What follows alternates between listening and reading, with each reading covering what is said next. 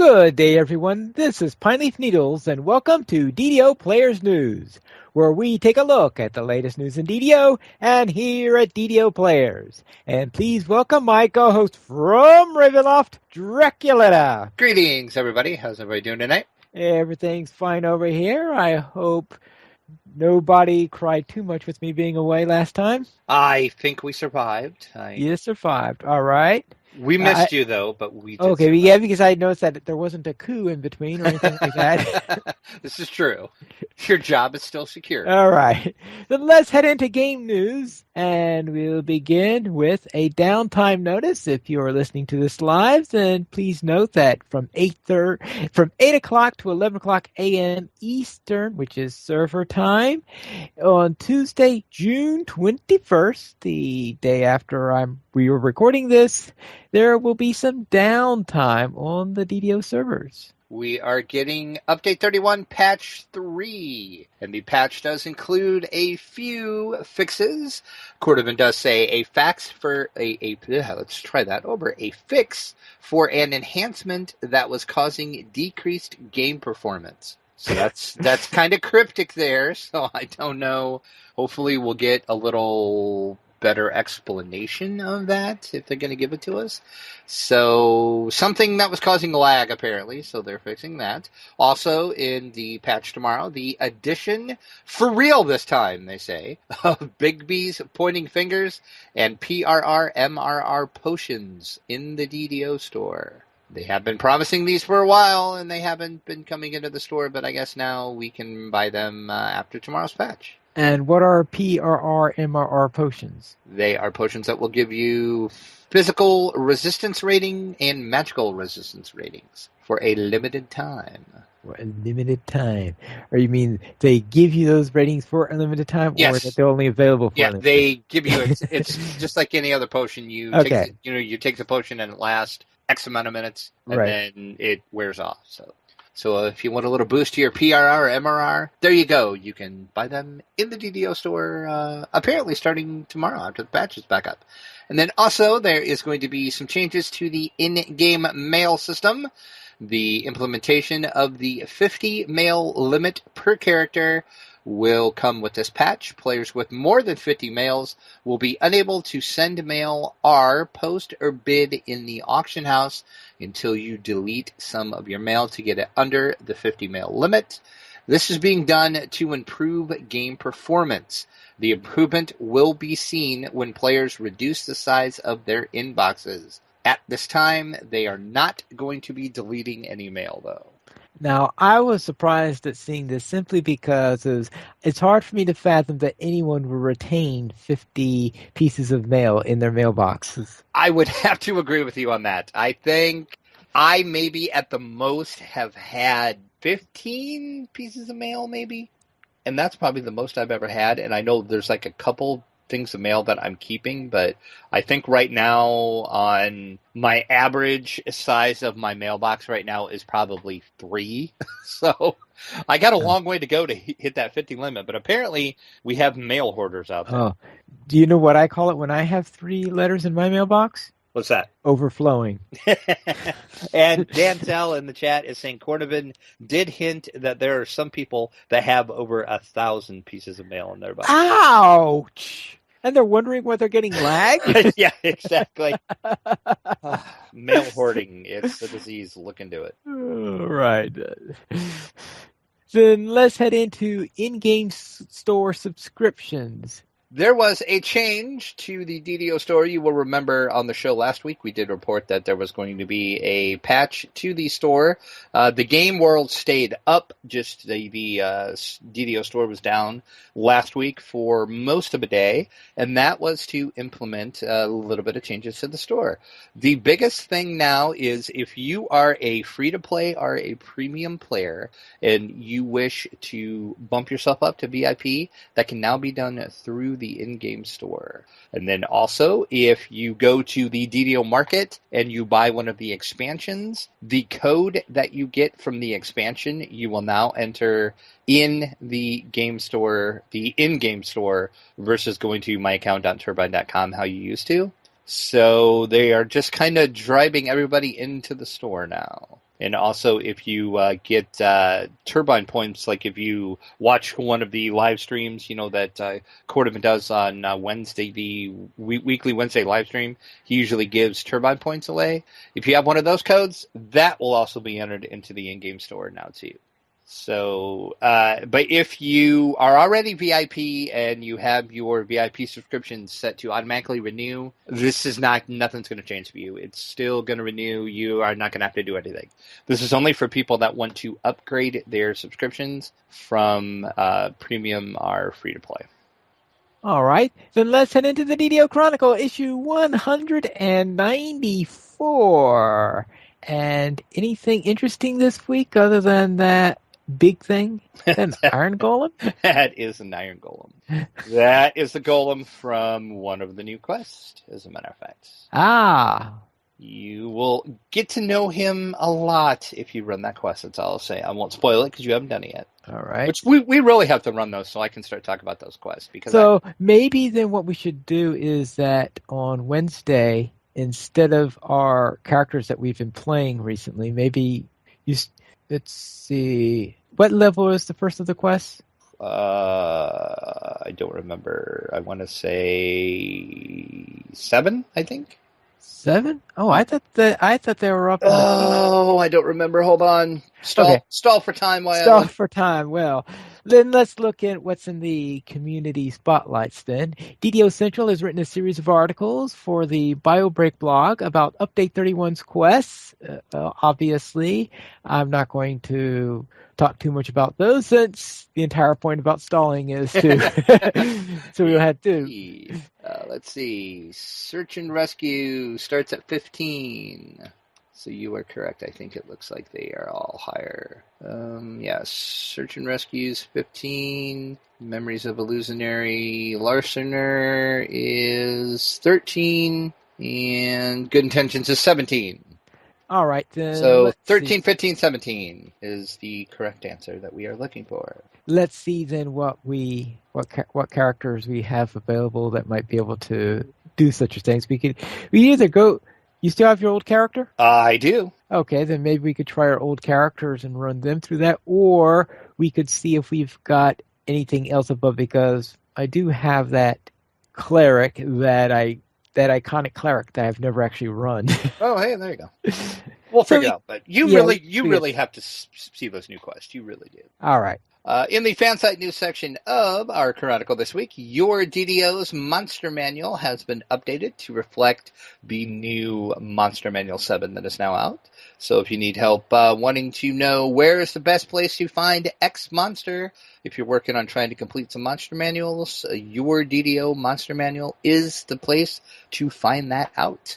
DDO Cast had their latest episode out, and it is another debate. So click over and check that out. Always good to hear the DDO debates on DDO Cast. We got a shout out for last week's episode where we were Pine Leafless, but we did have Saba Jade and Mythery, and hilarity ensued. If you listen to the show, you'll know what I mean. And DDO Gamer has a new article up called Where Am I? So click over and find out where he's at. Our Chronicle comment for this week is, do spell point potions have a caloric content? Do they have a caloric? I will say that they do have a caloric content, because I could figure out, I assume that spell point potions, that in order to cast spells, you are probably burning calories like crazy, so that one of the things the spell point potions do is to restore some of those lost calories. So you're saying spell point potions is Mountain Dew. That's what you're saying. I guess that's a good way of putting it. Okay. And the official screenshot of the week is Baba Ganoush Baggins, which is an awesome name, is flying in the 274th DDO screenshot of the week. And that comes from player Kleber. It's a pretty cool screenshot. It's amazing that a name like that, it gets featured on a screenshot for the week in DDO. If they did it in Turbine's other game, they would probably get a reprimand. Because they have the last name Baggins? Yes. There's other Baggins people out there. Yeah. And that's it for our Chronicle this week.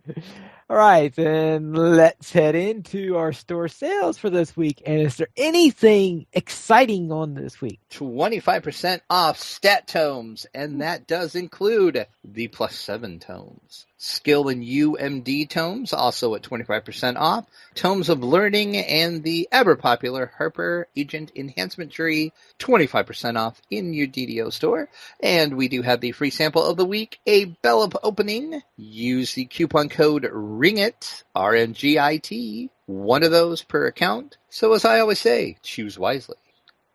Then let's head to our site news, and our first story is a DDO Players reviews Easy Roller Dice, and you really love these things. I do love these things. I could not help it. I do, yes. We got sent a whole bundle of stuff from Easy Roller Dice Company. They sent over 3 regular sets of dice, 2 of the metal dice, 1 regular metal and 1 gunmetal, and also a dice bag, and they also sent a dice roller cup. So I took a look at all of them. First up was the regular set of dice and a dice bag. The only thing negative I had to say about them is the dice bag was a little small, but you're not really supposed to keep all 3 sets of 21 dice in that dice bag. So. And I did point that out in the review. I said, I know this is a nitpick because it's not actually designed to hold all 21 dice, but other than that, the dice bag was well made, and those dice were nice dice. But the star of the show, as they say, would have to be the metal dice. They did send over the metal and the gunmetal, and I just love these things. I'm like totally in love with these copper metal dice. They are, first off, I have to say, they are heavier than what you can imagine. And I did point this out in the review. You could throw these at somebody, and I'm sure you could inflict some bodily harm on them, because these suckers are heavy. And I did point out, hence the weight of the dice, you might want to use a dice tray, a dice mat, or some other form of something when you're rolling these dice, because they are probably going to chip your table.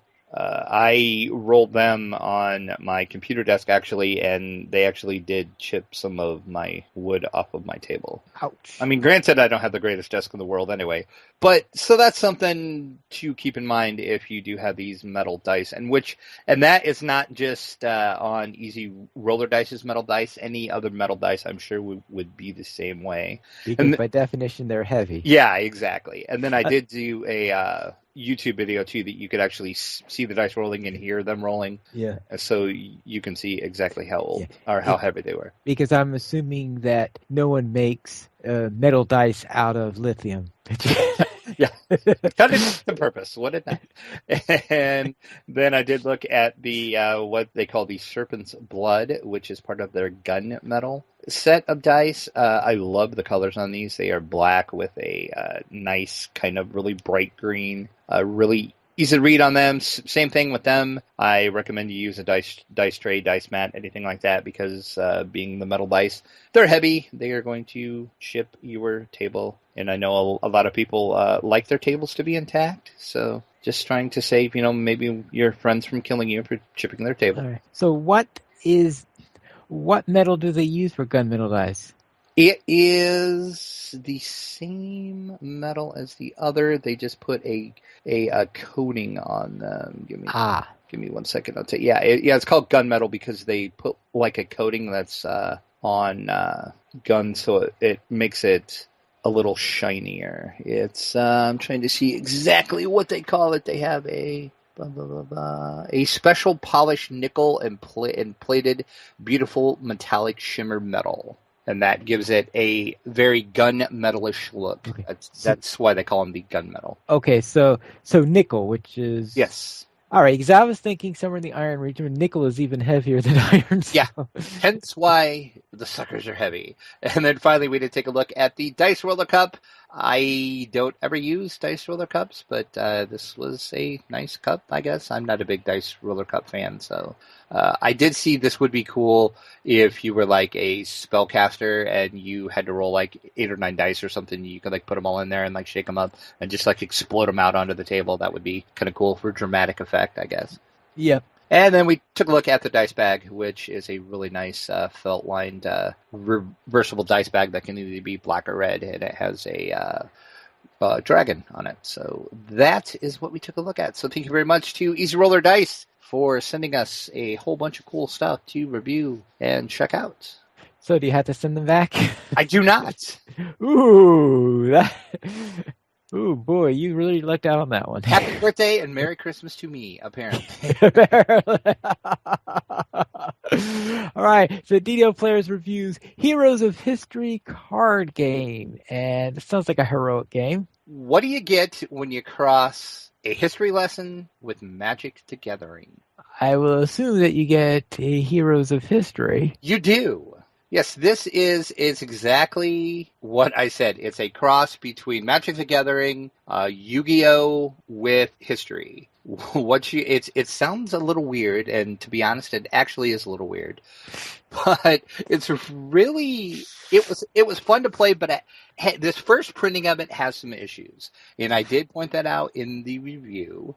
The point of the game is you are taking people from history, like it could be General Lee, it could be General Sherman, it could be Sitting Bull, and you are using weapons of a historical type. So you might have like a tomahawk, you might have like a Gatling gun, and so on and so forth. And those weapons will add, bonuses and everything to you, kind of like a la Magic, how you can, have different cards that will give you magic or bonuses. And you start the game out with 50 state points. And to attack and to play cards, you have to spend your state points. So you kind of have to watch, how many times you attack or whatever, because the person that gets to 0 state points first loses. So what you're trying to do is you're trying to get your opponent down to 0. He's trying to get you down to 0. But if you're not careful with managing your state points, you could get yourself down to 0 without really even thinking about it. So that is something that you do have to watch out for. All right. And I see your sample card is of George Washington. Yes, there is people from the Revolutionary War in here. There's Civil War. There's the American West. There's also places that you can control that give you bonuses, like Fort Sumter. Was one of them. That's one of them I had at one point. The biggest negative I found with the game, and I did point this out in the review, is right now the writing on the cards is super small, like crazy small. I had to use a magnifying glass to be able to read it, and the friend I was playing with, he was taking a picture of the card with his phone, and then he was doing the finger zoom on his phone to like zoom it out so he could actually read the card. So the developer of the game says, I do recognize that the font is too small for most people, so on the next set of cards they are going to correct that with a smaller picture, less text, and they're going to make it larger. And he is going to post a PDF of every card on the website, which they have done. So if you do have this first set and you're having problems reading it, you can either use a magnifying glass like I suggested, or you can go on their website. Like I said, it was a fun game. I enjoyed playing it. It suffers a lot from what I think most collectible, and that's another thing. We'll talk about that in a second. Okay. But this suffered from what a lot of card games like this suffers from, at least in my opinion. My friend trounced me, but that's because he pulled so far ahead, and he had so many. He had enough state points to where he could attack me with 3 or 4 characters at a time, and I couldn't block that many attacks. So then again, it's not a knock on this game. I've seen that in a lot of other, battle type card games. All right. So it sort of has a positive feedback loop when you start to get ahead? Yeah. It's so keep that in mind. But then again, like I said, I've seen it in a lot of card games. So you should kind of be used to it. It's a sad fact. And the whole collectible card game thing. On the box, and on the website, they do state this as a collectible card game. It's not a collectible card game. It's not. The decks that you get are the same decks. You don't have to keep buying booster packs. You have one deck. And the developer did say, despite the name, we are more of a living card game, or an LCG, more than a true collectible card game, because we do not intend to sell random booster packs. When you buy the core deck box or the expansion sets, which will be out in the future, you will get all the cards in the deck or the expansion pack that you need to play. However, the LCG term is trademarked by Fantasy Flight Games. So it is. They can't use that. I didn't know that until he said that. So they apparently looked into that. So don't let, I know a lot of people will see the collectible card game and they will run away screaming because they had bad experiences with collectible card games, because that's just the nature of the beast. This is not a collectible card game, even though they do. And the developer did state to me in an email I just received from him today that on the next revision of the game, they are going to take that off and they are going to figure out something else to call it other than a CCG. Yeah, that sounds like a good idea. So, and then the next expansion that's going to come out is going to feature mythological things. So they're going to have some Norse gods and stuff like that. So, and I did see a couple pictures of what's coming, and the artwork is top notch, and the artwork for the Norse stuff is going to be top notch as well. So look for that soon. I'm just trying to imagine George Washington attacking Thor. That would be quite the matchup. I see how that's going to work. And you can get this via Amazon or the publisher's eBay store, which I did link in the review. And thanks to Braden's World for sending over that review copy of the game. It was fun, even though it had a lot of little problems. But, first printing of the game, and this is the first game that they came out with, and they are working hard to correct the problems, and they're going to make some rule changes and stuff too. So hopefully revision 2 will be just a little better, but it was a fun game nonetheless. Oh yes, always the joys of early printings. I remember when on Magic the Gathering, where I think it was for the third printing or whatever where they did, where the manufacturer changed the way they did the corners, which turned out to be a real frustration. Yeah, I could see why it would. Yes. All right. And I heard a rumor that you were at Origins over this weekend. It was more than a rumor, Pineleaf. It was a fact. Yes, did go to Origins. It was a fun convention, and that was the first time I have been to Origins. Ooh. So I really enjoyed Origins a lot. It's I'm coming from Gen Con is my major convention that I have gone to, and this is like night and day from Gen Con. And I seen somebody on Twitter, they explained it in the most perfect way ever. They said Origins is like going to a game store that demos and sells games. Gen Con is like going to that same store, but on Black Friday. And that sums it up perfectly. Well, actually, I would think that I don't know about Black Friday, but our local game store, it had a tendency of becoming really, really, really crowded whenever there was a Magic tournament. Well, yeah, that makes perfect sense. Yeah, so because they were holding place all crowded and all that fun stuff. But yeah, I did. I had mentioned to the friend that went with me, I said, I would kill to be able to walk through the vendor hall at Gen Con and not bump into somebody. There was enough room in that hall, and there was that less of people that's a Gen Con, to where I could walk through, and actually I was doing some video and taking some pictures, and I wasn't bumping into people. People weren't bumping into me. It was amazing. Okay, I guess because the only major convention I've ever been to was Origins, so I didn't know that. Yeah, the sea of people that you run into it. Gen Con is just a mass of humanity. So it was kind of nice to go to a smaller convention. I mean, Origins is not small. It's still a good-sized convention, but just comparing everything to Gen Con, anything is small compared to Gen Con. Right. So, but yeah, Origins, it was a good time. Enjoyed it a lot. All right, now what about Buffy the Vampire Slayer? We did do a post last week that we told you there was a cooperative board game coming out that featured everybody's favorite vampire slayer, Buffy, and all the gang from Sunnydale.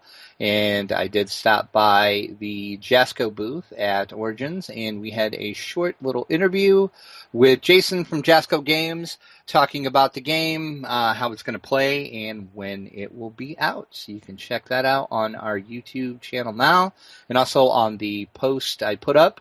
We did get some shots of the actual board game and the board game pieces. They were just after I got done doing the interview with Jason from Jasco. They just started a demo game up, so I politely asked if I could snap a couple pictures, and everybody at the table said, yeah, they didn't mind. Because I said, I'll try not to get your faces, but you might end up on my website, so congratulations if you do. And it looks like I kind of got a half of a face, but I tried not to. So I was trying to concentrate on the cards and the game. So now, my question, is this based on the movie or on the TV series? Television series. Okay. And it will feature all of the major characters and some of the major villains as well. And this is coming out late October, probably Halloweenish, they said, which makes sense. Apropos. Exactly. So look for that coming this October. Yeah, but wouldn't you find such a game scary? No, why would you find it scary? Because they're trying to slay vampires. Oh, well, yeah, there's that. But... well, no, I won't say what I was going to say.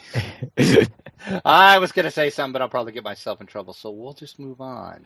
All right, let's see. So then we will continue with Origins 2016 coverage. We come in peace, and you apparently have interviewed the game designer? I did. We did tell you about this a couple of weeks ago, too, that Ruther Dashing Games had a new game coming out. It's going to release at Gen Con, as a matter of fact, in August, and I stopped by the Ruther Dashing Games booth and actually got to talk to Mike Ritchie, who was the lead designer on the game.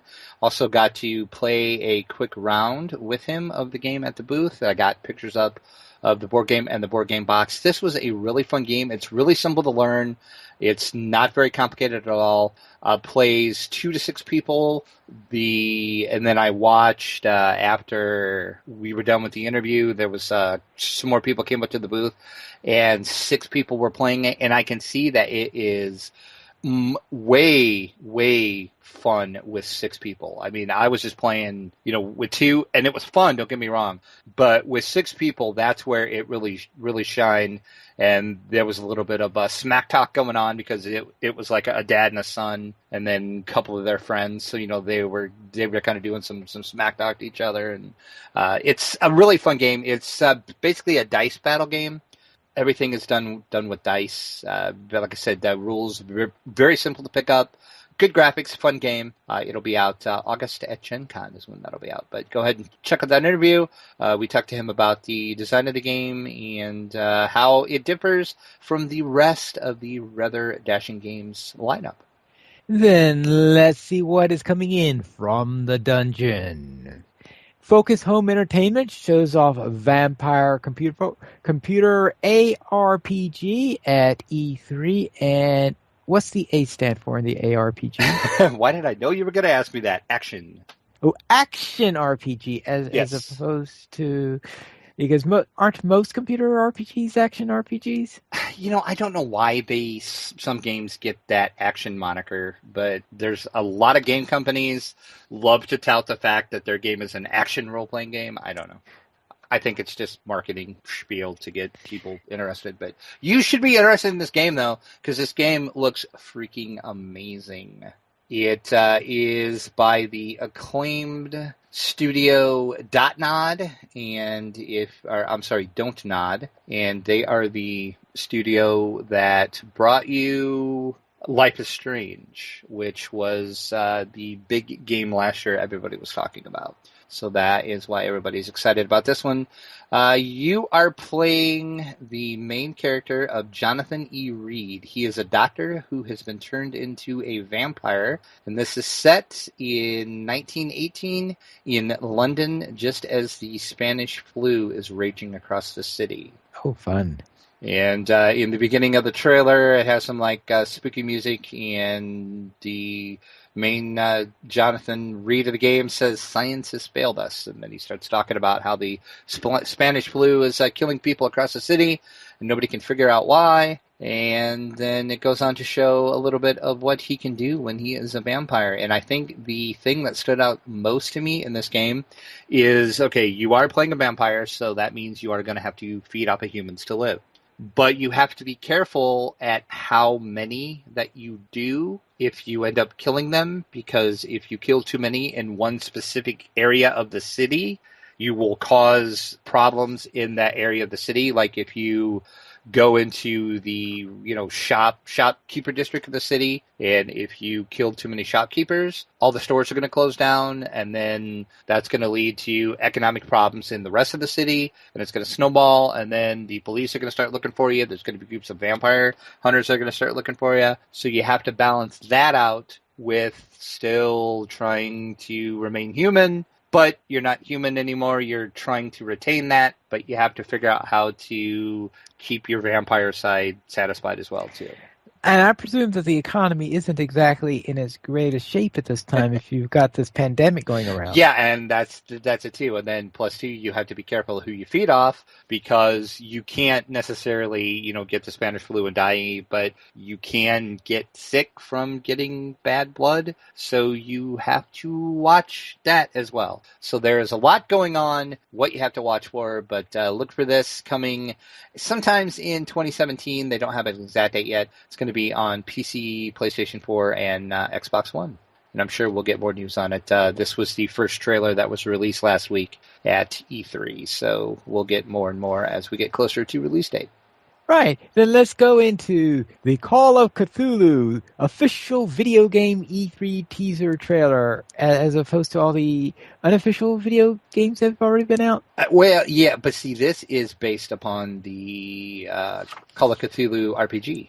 Ah. So that's why it's the official RPG. And this is from Focus Home Interactive as well, based off of course, Lovecraft's short story and the pen and paper RPG. Sorry, I lost my train of thought there. You are going to play Edward Pierce. You are a former veteran and a private investigator in 1920s Boston. You are going to be investigating the tragic and mysterious death of a Sarah Hawkins. Her family thinks something is going on strange with her death, and you're sent in to figure it out. And once you get there, you realize things aren't as they seem, because strange things start happening. Imagine that in a Cthulhu story, right? Right. And you're going to just see how disturbing it can be in this trailer. You just get a little glimpse of some of the horrors that await you as you start to hear the Call of Cthulhu. This also is coming out at some point in 2017 for PC and PS4 and Xbox One. Yikes. I could just imagine losing sanity trying to play that game. Indeed. Then let's head into Acquisitions Incorporated, the series, Episode 2. Okay, and this, it's going to be good when the title of the episode is It Sucked Badly. That's all I have to say. Things go awry with our heroes in episode 2 of Acquisition Incorporated. So check this out. I'm really enjoying this series a lot. It is so fun. Of course, I enjoyed watching the the PAX AE, IE. So I'm sure the series is going to keep getting better. And they say about the Acquisitions Incorporated the series, welcome to the pilot season, full of new Acquisitions Incorporated adventures, filmed on location in an actual basement, delivered episodically for your amusement. Oh, those guys at Penny Arcade. So check it out, episode 2, It Sucked Badly. Right, and that's the title of it and not your review of it. Yeah, exactly. That is the title, great episode, funny title. Then let's see what's on the tabletop, where Eris Games is to launch a Kickstarter for a cooperative card game, Dungeon Time. See, and it wouldn't be a podcast without us talking about one Kickstarter at least. We have to talk about Kickstarters. It's like an unwritten rule.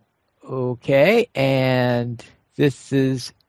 And what is so special about Dungeon Time? Dungeon Time plays in 5 minutes, finally. In 5 minutes.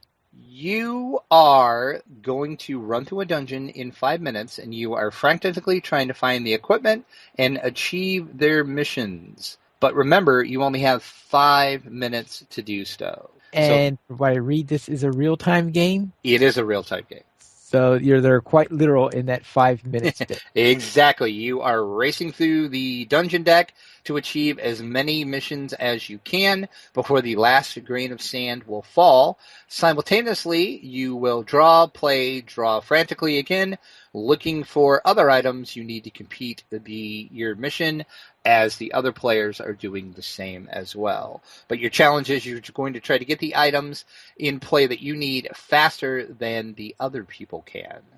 And the lead director of R&D for Ares Games says Dungeon Time is a simple yet intelligent and fast-playing game. This is our first Kickstarter campaign for one of our smaller game titles, and we are very eager to involve our backers in supporting this little gem to reach the market. And we hope to reach a larger audience than with our heavier and more expensive games. And they also released a little teaser trailer for this. Look for this Kickstarter to launch on June 29th. So as we record this 9 days from now, and it's going to run till July 15th. All right. And any idea how many players it's for? I do believe, said 2 to 6, I think is what I had read in one of the press releases. Then let's go. Meet the Duchess, your new gaming table. I bet you didn't even know you needed a new gaming table, did you, Pyman? Well, while I definitely could use a new gaming table, the problem is that even the Duchess, which is a relatively small gaming table, is probably too big for where I would normally play games. Well, see, where the Duchess stands out, though, is it starts at $499. Which, if you've ever priced a gaming table, you know that is a very low price point for a gaming table. Yeah. It's a 5x3, and it has a recessed playing surface with also options that you can add on cup holders and a table topper that will turn the table into a normal table. So if you want to use this for, say, your dining room table, you could do that. Put the table topper on, eat your dinner, have some drinks. Then when everybody's done with their dinner, clear the table off, take the topper off, boom, your game is ready to go underneath, and nobody even knew it was there. Well, at least that part is typical with gaming tables that I've seen, at least with premium ones. Yes, and they did say some assembly is going to be required for it. It's going to ship to you in 12 pieces, but assembly should be easily done by anybody with a screwdriver. So you don't have to worry. Flathead or Phillips? They didn't get that specific, but I'm guessing probably Phillips. Okay. And this is, of course, a Kickstarter. Go figure. And it is, I think the Kickstarter for this is over now. No, it's still got several days left. I'm sorry. It's got 22 days to go. They are at $884,712, which means they're going to see if they're going to get to that million mark. With 22 days, I bet they'll come close. And I just say it just starts at $4.99, and that is just for the table alone. If you want 4 cup holders, you can add a little bit of money onto it for $559. Words are hard. Math is even harder. $739 will get you the table and the table topper. Or if you want to go all out, get 4 cup holders and the table topper for $799. Which is still not bad. And the other nice thing is shipping to United States, Canada, and Europe is only $59. So that's not bad, but that, of course, is because it's coming in 12 pieces. So you do have to assemble it. And they actually were at Origins. I was going to talk to them, but their booth, every time I walked by, was extremely busy. Oh, what a shock. Yeah, exactly. And I couldn't make my way back around to there. But I did kind of go in and look at the table. It was a nice looking table. The wood kind of surprised me. It didn't seem to be as heavy as wood as I thought it would be, but I guess for a mass market table, you're not going to get, great wood. I mean, it wasn't cheap wood at all. I don't want to give that impression. I was just shocked at the actual wood that was made out of, but I really like the tabletop, though. That was nice. They had some cards on it, and as I say in the video, most tabletoppers, you go to pick your cards up and you can't grab your cards. And with the Duchess, they had cards, on the topper there, and I could just barely touch the card and it would slide right up. So they're not lying there. So if you're in the market for a table, maybe go check out this Kickstarter. 22 days left, as we said. 22 days left. And maybe they'll hit that million mark, as you said. Yes. They're close. Let's then go to the awards for this year, where we have the Origins Awards for 2016, where they give us the Game of the Year, plus the Origins Award winners and the fan favorite winners, and I am just amazed by the contrast between the Origins Awards winners and the fan favorites. Yeah, it's kind of funny how that worked out, isn't it? Yeah. On the actual Academy of Adventure Gaming Arts and Design Awards, the Game of the Year went to Codenames, which is no shock. That is the most raved about game in the board game community right now. The Board Game Award went to Star Wars Imperial Assault by Fantasy Flight Games. Seven Wonders Duel grabbed Card Game. Collectible Game went to DC Comics Dice Masters War of Light. Codenames also won Family Games. Terrain Tiles was the gaming accessory. Star Wars Armada was miniature game. Star Wars Force and Destiny was role-playing game. And then we get into the fan favorite, which you're going to be kind of shocked when you hear these. Star Wars Imperial Assault was board game. Seven Wonders Duel card game. Star Wars Armada miniature game. DC Comics Dice Masters War of Light collectible games. Codenames Family Game. Castle Panic The Dark Titan, hey, there's a new title, was game accessory. And Star Wars Force and Destiny role-playing games. So apparently the fans are agreeing with the Academy and saying, you chose correctly for your winners, because we chose the same ones. Except that those terrain tiles just That's right. I don't please the fans. Don't know what it was about the terrain tiles, but so we'll have to see. This is just the start of the award season for board games. The next big one is the Spiel de Jahres, which that should be, I think those are going to be announced here soon, actually. I thought it was pronounced as Spiel de Jahr. You can pronounce it however. I've heard it like 20 different ways. So. Oh, yeah, I guess you do have a point with that, because everyone's doing whether or not they're pronouncing an English J, a German J, or a French J. Yeah, exactly. So, yeah, I don't know. I would say you're probably, because you know German, don't you? Correct? Not really. I've more of a study of language in general and stuff like that. I would probably go with your way of saying it versus what I've heard, but like I said, I've heard it at least 20 different ways. So I've heard it Yar, I've heard it Jahres, I've heard it Jahres. So yeah, I just wonder whether I guess Jahres would or Jahres. See, Jahres is probably. I guess it's. I think in German you would pronounce the ES probably. The English translation of it would be Board Game of the Year, though, correct? Yeah. That's what I thought. Yeah. Well, our Game of the Year. Game of the Year, I guess, not board game, just Game of the Year. Yeah. Right. They do have other subcategories where they will have a longer title, like Kinderspiel Day, which would of course be Children's Game of the Year and things like that. Let's then head into our week in DDO. And Dracula, what were you up to when you weren't at Origins? Or maybe even what you played while you were at Origins? Well, I could tell you that. In DDO-wise, I didn't do a lot. I did.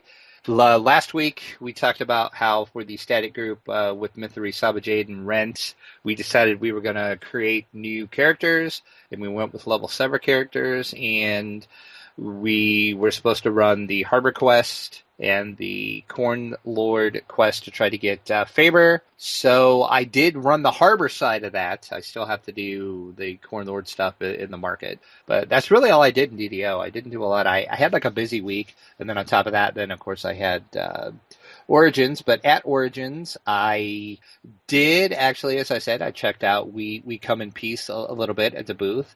I like that. And then I played a older collectible card game called The Spoils, which I enjoyed that a lot. And I'm not a big collectible card game person, but the Spoils was pretty fun. And that is basically Magic, but it's got a little less rules than Magic. I guess that's the way to put it.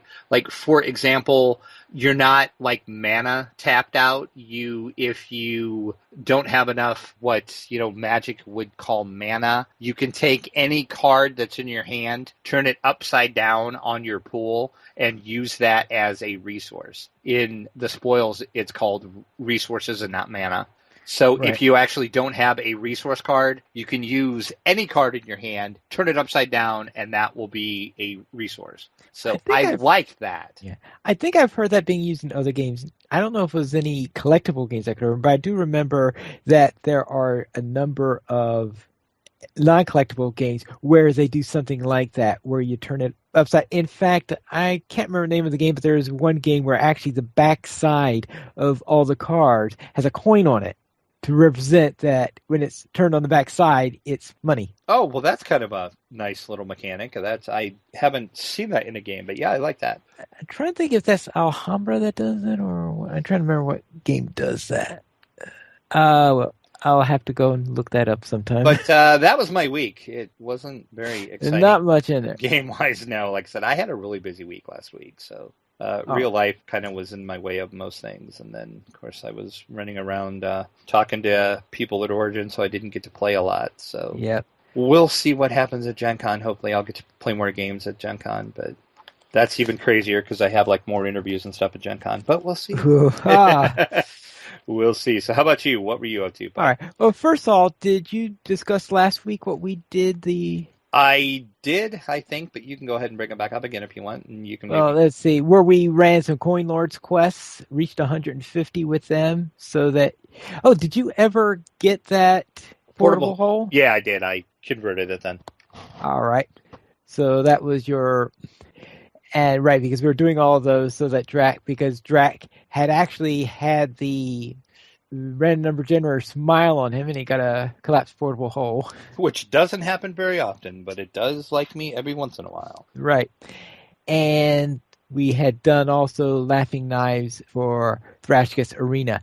Now, unfortunately, the following week, because he had been busy in other things, that we could not really get our game together because there are all sorts of weird things happening, and we were trying to start late, and it just didn't work out. So hopefully we'll have something for this week when we run that. But let's go to my Halfling Warlock. Now, the previous week I had finished off the Temple of Elemental Evil Part 1. And in this one, it was, being mean to me. It looks like that whenever I try to do a fast run, that's when the club is in the cells. It's only in the bedroom when I'm doing the slow one where I'm trying to clear out everything anyway. Just where things go. I guess it's the random number generator not smiling on me. See how that RNG is? I keep trying to tell you people, you don't believe me. Yes. And one of the shocks I had in there was when I was getting ready to tell my cleric to take a rest, and my cleric was already sitting down taking a rest. What? Did it on his own initiative? Or her own initiative? Wow, that's kind of impressive right there. Yeah.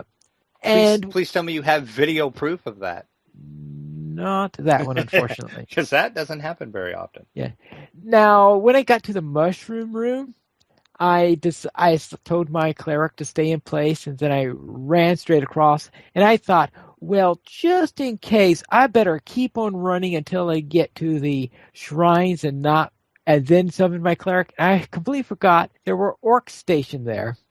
So it's so that I had this ambush from the orcs that ambushed the red shrine and all that stuff. So that was a real fun thing that I had to go through on there. But somehow I did manage to eventually survive that one and get my cleric across.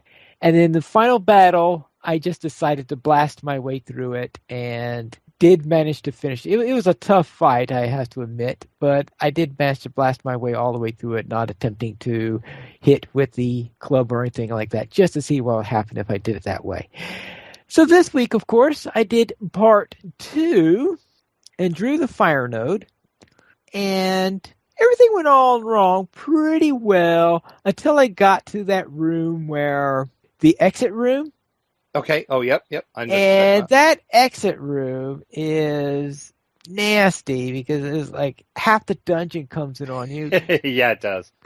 And they managed to get me down to -11. Oh, ouch. So of course, now my cleric did finish them all off, but since this is a level 7 quest and clerics don't get res spells until level 9, well, that was the end of the story.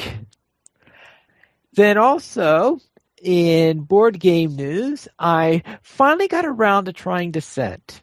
Now, I had purchased this before I purchased Castle Ravenloft. So I purchased Descent, and I also purchased one of their co-op. Actually, I think it was the only one they had out that time, one of their co-op/solo adventures. Mm-hmm. So I purchased those, and I opened up the box, and the contents looked so intimidating that I didn't touch the stuff for 18 months. Just the box itself didn't intimidate you? Just looking at the contents of what was inside the box and at all the figures plus all the punch outs and stuff like this, and the thing about having about all these different types of dice and choosing a archetype, choosing a class, and all that fun. So that really intimidated me. So I wound up not actually playing it. You know the game is good when it takes you at least 3 days to punch everything out. Yeah.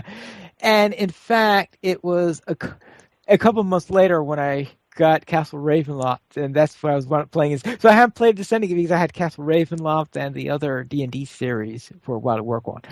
So you may be wondering what got me into trying it finally. Yeah, that's what I was going to ask you. So why'd you break that out after 18 months, as you said?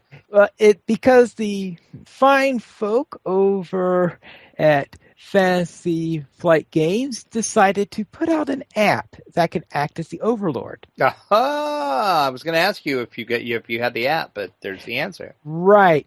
Now, at first, I didn't pay too much attention because I wasn't really interested in running the app on my iOS device because I know my history with iOS games. I just don't.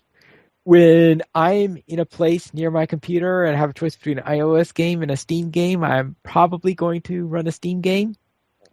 So therefore, when I finally found out that they had finally released it on Steam, I downloaded the game at that point and brought out my set, and about halfway through, I guess through the first campaign, I played the intro adventure, one of the side quests. I'm doing another one of the side quests, and the first couple seem okay. It really. Have you ever played Descent?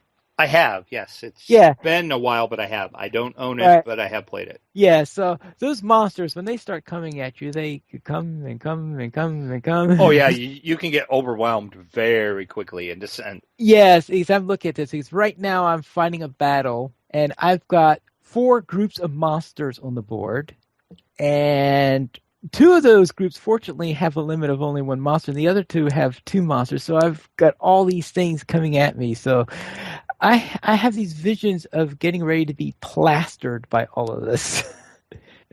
So obviously I chose the wrong strategy on how to handle this particular adventure. But it gave me an idea how things were. And in fact, what I had done before running this second adventure is I actually ordered a couple of the expansions. So some of these monsters I got on there are expansion monsters. And yeah, some of them can get rather vicious. So how does the app work out? Do you think it... Well, I guess you've never played it before without it, so I guess you don't have a way of saying it plays better with or without it, but does it integrate into the game well? I think it integrates pretty well. It does not play exactly the same way because the way the original game is written is optimized for a human overlord. Okay, yeah. And so therefore they changed a few things in here that they felt would work better with the app. And for example, with the base game, what you have is you have the heroes do a turn and do a full round and everybody acting. Then the overlord does it, which is a lot easier to keep up with when one side goes first, the other side goes next. And in the app, though, they found it easier to say, all right, first hero acts, then the Overlord activates one of their monster groups, then the heroes, then the Overlord, and though if you have only one monster group, then first hero, Overlord, then the rest of the heroes. So therefore, it's not like the Overlord gets a turn every single time on there. It just depends on who has the most monsters is one who's going to have the most in the round. So they changed it on there. So, and I think that with the app, I think that works a little bit better on there. It's something that I think would probably been the ideal way to do it, but when you've got the human player and all that stuff with the Overlord and trying to keep track of everything, yeah, people are going to forget things very easy. Oh, who went now? Who went now? Yeah. So I think you could avoid that situation. And also some of the stuff, the way they handle the Overlord's special cards, instead of the Overlord cards, they have special advantages that each monster group gets on their turn. And this replaces the Overlord cards. So they tweaked on to balance better when you're doing it, since you don't have a human playing the Overlord. So you have to take that into account, that you're going against an AI instead of a person. But I don't think they tweaked it to an unfair level. I think they tweaked it, to work reasonably well. At least so far, in my opinion on the matter. So as I said, I've never actually played it with an actual human, so it's hard to tell on that. Now, I think they based how the app operates on how the co-op adventures went, because I was comparing some of that. Except I think you have a lot more options of what can go on in the app version, because they don't have to print up cards for everything. You've got code, so you have a few more options on what you can do on there. Because on the co-op adventure I have, there are only 4 possible monsters you could face. Well, in the app, if you've got that monster in your collection, it's possible. Now, they might have certain dungeons, could have certain ones, because in the game with an Overlord, for example, the Overlord can use any monster that has a matching icon with the dungeon you're doing. So they might have little rules like that, but you can get them from anyone. So if you have all the sets, then you can run into any monster with the app. The app knows about you. Just tell the app what set you have, and it'll base it on there. Oh, well, that's nice. At least that way you can, as you expand your game, you can still use the app as well. Yeah, that's handy that they did that. They were very forward-thinking in that aspect then. Well, because when they put out the app originally, they're saying, okay, we'll give you a small sample adventure, and then and the full adventures, they'll have a, in-game purchase for those. But when they came out with the first full adventure, they decided that apparently sales skyrocketed on their games after that, where people were anticipating getting the first full adventure and of playing the first one, all that. And because of all those sales they're getting on their board versions, because the app itself is free, they decide, okay, we'll give the first full adventure for free, so people can see what a full adventure is like. Oh, smart. So yeah, so this is their ultimate thing is hoping to help to spur some sales, because before they weren't getting much sales from the co-op /solo market. So now they're looking into that market, and well, obviously it worked a little bit with me. So. We currently have 25 supporters on Patreon, and if you would like to help support DDO players, simply go to the donations page where you can support the Players Alliance on Patreon. There you'll find rewards, including a mention on the podcast of your choice, or even be a guest with us here on DDO Players News. And we have an iTunes review from Build 420, and what does he say? Okay, and before we talk about these reviews, I have to give full disclosure here and say that these are some older reviews. I forgot the way iTunes handle reviews, and this particular one is from the UK version of iTunes. I had forgot that you have to look at each individual country. That's the way iTunes sets their reviews up. So I apologize for not getting your 5-star. Well, actually, this was a 4-star. But I apologize for it being a little while since you left this review, because I forgot to check other countries. So he says, a fun trip through the weekly news for the online MMO Dungeons & Dragons Online made by Turbine. A great listen for new players who will learn along with our host as they make the trip through the early stages of the game. Also a good resource for vets with its extensive catch-up on the week's news in the game. It is a good, compact source to find out what's happening. Not a long podcast. Well, sorry about that. Should say, it used to be not a long podcast, and then it makes it even better for a listen for his trip to work. Well, see, there you go. You should be able to listen to half of it on your way and half of it on your way home. Yes. Problem solved. Some vets like myself may also enjoy the feel of wonder that reminds us of how we first felt when we first played. Great fun and definitely recommended for anybody who plays in the world of DDO. And Vet Sergeant Nauman left a 5-star review on iTunes Canada. I guess another country that you forgot to check before. I did. Once again, this is an older review. Right. Podcast of Awesome +5. A great and enthusiastic romp through the Dungeons & Dragons MMO DDO. A great time will be had by all.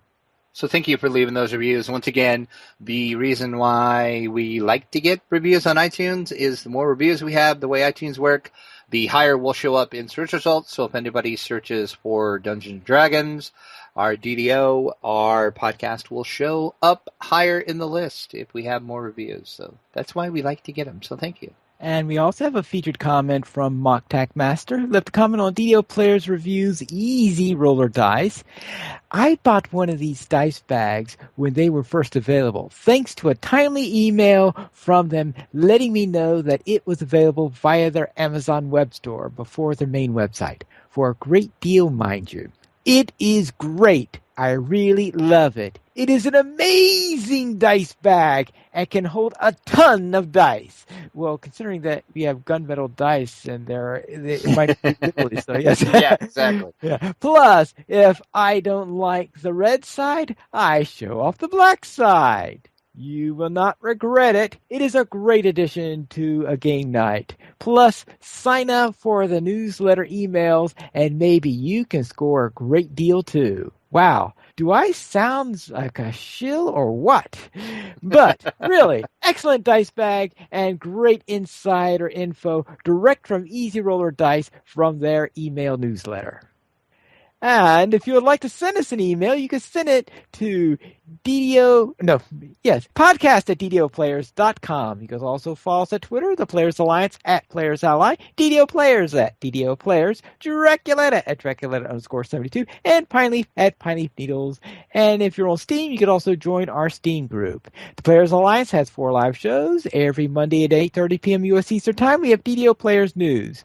Every Saturday at 8:30 p.m. U.S. Eastern Time, we have Lojo Players News.